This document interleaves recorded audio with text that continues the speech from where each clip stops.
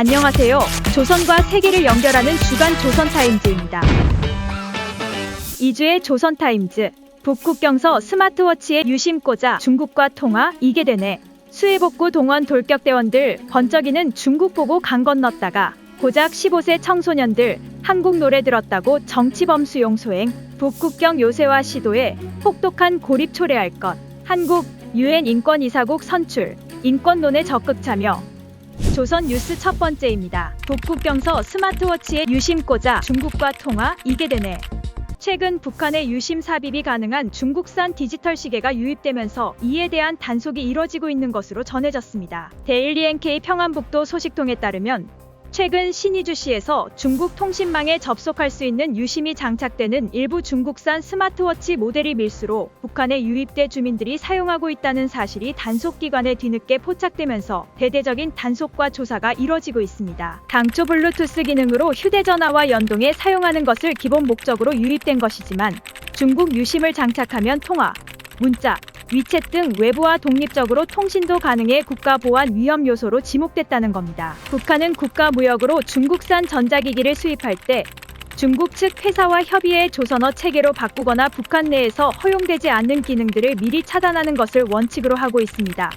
하지만 최근에는 별도의 사전 조치를 거치지 않은 중국산 전자기기가 밀수를 통해 북한에 유입돼 유통되고 있는 것으로 알려졌습니다. 소식통은 아무래도 밀수로 들여온 제품이 가격이 싸기 때문에 수요가 많다며 그런데 심카드를 꽂을 수 있는 제품이 유통되고 있는 것으로 알려지면서 시계를 팔고 산 사람들이 단속에 걸려 큰일을 치르게 되는 상황이 벌어지고 있다고 전했습니다. 실제 유심 장착이 가능한 제품을 사용하고 있다가 단속되면 이유를 불문하고 회수당하고 어떤 경우에는 보위부에 잡혀가 시계를 구매한 목적과 통화 기록, 외부와의 연결 여부에 대한 조사까지 받아야 한다는 게 소식통의 설명입니다. 소식통은 많은 주민이 중국어로 돼 있는 제품 설명서를 제대로 이해하지 못하고 어떤 기능이 있는지도 모르는 상태에서 구입해 쓰는 것이 사실이라며 심카드를 꽂지 않고 블루투스 기능으로만 시계를 사용하고 있는 것이 확인돼도 심카드를 장착할 수 있다는 것만으로도 문제시되고 있다고 했습니다. 외부와 연결 가능성이 있다는 잠재적인 위험 때문에 단속기관이 유심 장착이 가능한 시계를 사용하는 것까지도 매우 민감하게 반응하고 있다는 겁니다. 다만 시계를 구매한 주민들을 대상으로 한 조사에서는 시계의 유심 장착이 가능한 점을 알리지 않고 녹음 등 기록 기능이 문제라는 식으로 애둘러 설명하고 있는 것으로 전해졌습니다. 이에 대해 소식통은 심카드를 꽂을 수 있는지조차 모르는 아무것도 모르는 주민들에게 오히려 기능을 알려주는 꼴이 될 수 있다는 것 때문에 이를 언급하지 않는 것으로 보인다고 말했습니다. 두 번째 뉴스입니다. 수해복구 동원 돌격대원들 번쩍이는 중국 보고 강 건넜다가 평안북도 수해복구 현장에 투입된 백두산 영웅 청년 돌격대 대원 2명이 몰래 중국으로 넘어가는 일탈을 저질렀다가 중국 공안에 붙잡혀 북송된 것으로 전해졌습니다. 데일리 NK 평안북도 소식통에 따르면 이들 대원은 지난달 20일부터 사흘간 자재 구입이라는 명목으로 돌격대 지휘부로부터 외출을 허가받았습니다. 돌격대 지휘부는 이들에게 외출해 있는 동안 매일 위치를 보고하라고 지시했으나 연락이 닿지 않고 돌아오지도 않자 행방불명으로 즉시 보위부에 신고했다고 합니다. 보위부 역시 중국 야오닝성 단둥 공안 측에 즉각 수사 협조를 의뢰했습니다. 그리고 그로부터 14시간 만에 단둥 공안 측에서 이상한 행색의 남성 2명을 발견해 체포했다고 알려왔고 이들은 다음날 곧바로 보위부에 인계됐습니다. 소식통은 중국 공안으로부터 보위부에 인계된 2명의 돌격대원들은 구류된 상태에서 일탈을 저지른 이유에 대해 진술했는데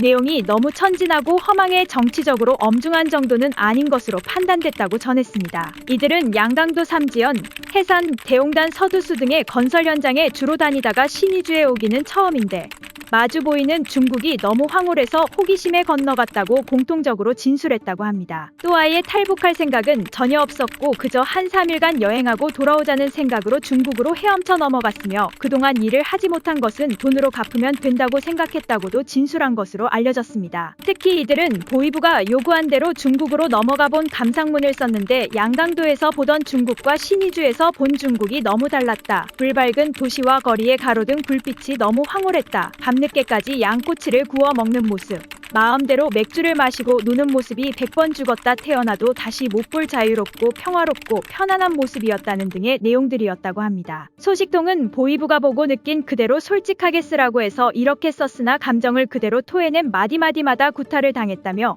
이런 어처구니 없는 모습의 보위부는 청년들이 우발적인 호기심에 이탈을 저질렀을 수 있다고 판단하고 정치적으로는 몰지 않고 돌격대에서 제대시키는 것으로 마무리했다고 말했습니다. 세 번째 뉴스입니다. 고작 15세 청소년들 한국 노래 들었다고 정치범 수용 소행. 청년들의 사상 이탈을 방지하기 위한 북한 당국의 통제 및 처벌 수위가 갈수록 심해지고 있습니다. 최근에는 15살 청소년들이 한국 가요를 들었다는 이유로 관리소에 수감된 것으로 알려졌습니다. 데일리 NK 자강도 소식통에 따르면 지난달 초 전천군의 한 고급 중학교 2학년 남학생 2명이 정치범 수용소에 끌려가는 일이 벌어졌습니다. 이들은 동갑내기 친구로 같은 학급에 재학 중이었으며 학교 생활이나 교우 관계 등에 별다른 문제가 없었던 평범한 학생들이었습니다. 그러나 이들이 MP3 플레이어에 한국 노래를 담아 듣고 몇몇 다른 친구들에게도 한국 노래를 들려준 것이 문제가 됐습니다. 한국 노래 청취 사실을 알게 된 다른 학생이 보위부에 신고하면서 체포됐고 실제 보위부 조사 결과 이들이 소지한 MP3 플레이어에 한국 노래 수십 곡이 담겨있던 것으로 확인됐습니다. 이들은 괴뢰 노래를 들은 죄에 더해 유포한 죄까지 더해져 더욱 엄중한 처벌을 받게 됐다고 합니다. 이런 가운데 이 학생들이 보위부에 체포된 지 일주일 만에 그 가족들도 행방불명되면서 현지 분위기가 뒤숭숭한 것으로 전해졌습니다. 소식통에 따르면 자녀 교양을 제대로 하지 못했다는 죄목으로 그 부모는 물론 형제들도 연좌제로 사실상 종신형에 해당하는 정치범 수용 소행 처분을 받았습니다. 이번 사건의 이웃 주민들은 충격을 감추지 못하고 있고 해당 지역 사회 분위기도 바짝 얼어붙었다고 합니다. 소식통은 자강도 일대가 이 사건으로 떠들썩하다며 보통 어린 학생들의 경우 한국 노래를 듣거나 드라마 또는 영화를 시청했다고 해서 관리소 처분까지 내리지는 않기 때문이라고 말했습니다. 이어 그는 어린 학생들이 한국 노래 좀 들은 것을 가지고 온 가족을 관리소에 보내는 것은 너무한 처사가 아니냐는 말이 많다며 주민들 속에서는 군수공장이나 군사시설이 많은 자강도 주민들의 사상이 자본주의 문화에 노출되지 않도록 공포 조성 목적의 본보기 처벌을 한 것 같다는 목소리도 나온다고 전했습니다.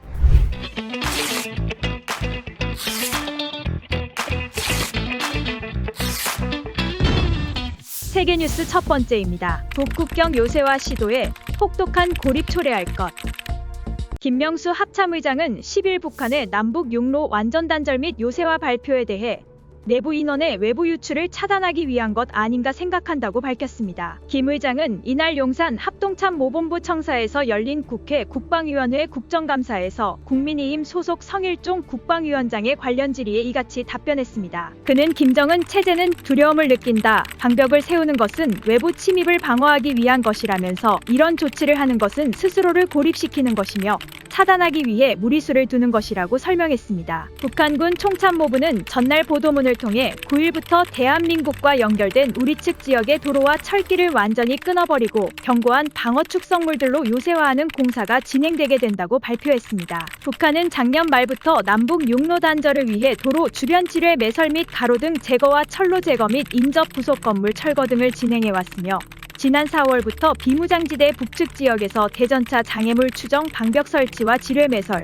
철조망 설치, 불모지 작업 등을 진행 중입니다. 김 의장은 남북 연결 육로로 철도인 동해선과 경의선, 동해 7번 국도, 화살머리고지 통로 등이 있다면서 동해선과 경의선은 작년 12월부터 지뢰를 매설하기 시작해 올해 8월에 이미 침목 및 내일 제거를 완료했다고 설명했습니다. 그는 북한의 남북 육로 단절 작업 관련 사진을 공개하면서 이런 움직임은 사전에 감시되고 있었다며 이번의 발표 의도는 정당성을 확보하기 위한 것이라고 평가했습니다. 앞서 합참은 북한 총참모부 보도에 대한 우리 군의 입장을 통해 우리 군은 일방적 현상 변경을 기도하는 북한의 어떠한 행동도 결코 좌시하지 않을 것이라며 이로 인해 발생하는 모든 사태의 책임은 북한에 있음을 분명히 경고한다고 표명했습니다. 그러면서 이미 비무장지대에서 정전체제 무력화를 획책해온 북한의 이번 차단 및 봉쇄 운운은 실패한 김정은 정권의 불안감에서 비롯된 궁여지책에 불과하며 앞으로 더욱 혹독한 고립을 초래할 것이라고 비판했습니다. 합참은 또 만약 북한이 도발을 감행한다면 우리 군은 굳건한 연합방위 태세를 기반으로 도발 원전뿐만 아니라 지원 및 지휘 세력까지 압도적으로 응징할 것이라고 경고하기도 했습니다. 두 번째 뉴스입니다. 한국 UN 인권이사국 선출, 북인권론에 적극 참여. 한국이 9일 3년 임기의 UN 인권이사회 이사국에 당선됐습니다.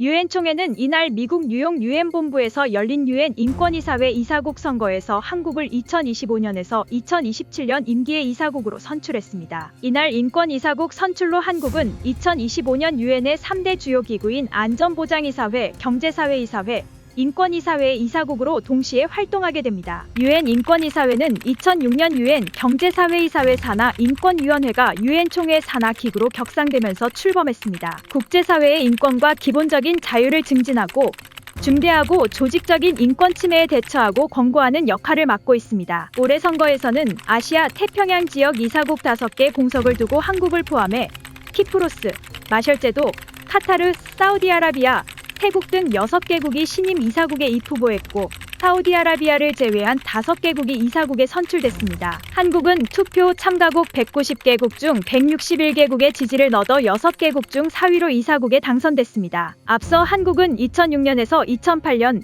2008년에서 2011년, 2013년에서 2015년, 2016년에서 2018년, 2020년에서 2022년 총 5차례 이사국으로 선출됐습니다. 외교부는 이사국 당선 직후 보도자료를 내고 이번 이사국 당선은 우리나라가 인권 등 보편적 가치를 중시하는 기조하에 그간 국내외 인권 보호와 증진을 위해 기울여온 노력에 대한 국제사회의 평가이자 외교부 본부와 재외공관을 통한 적극적이고 전방위적인 외교교섭의 성과라고 자평했습니다. 이어 정부는 앞으로 3년간 인권이사회 이사국으로서 북한 인권 문제를 포함한 주요 국제인권 문제 논의 및 인권 보호와 증진을 위한 국제사회의 노력에 적극적으로 참여할 것이라고 말했습니다. 지금까지 한 주간의 세계와 조선의 소식을 전해드리는 주간 조선 타임즈였습니다. 다음 주에도 알찬 소식으로 찾아뵙겠습니다. 감사합니다.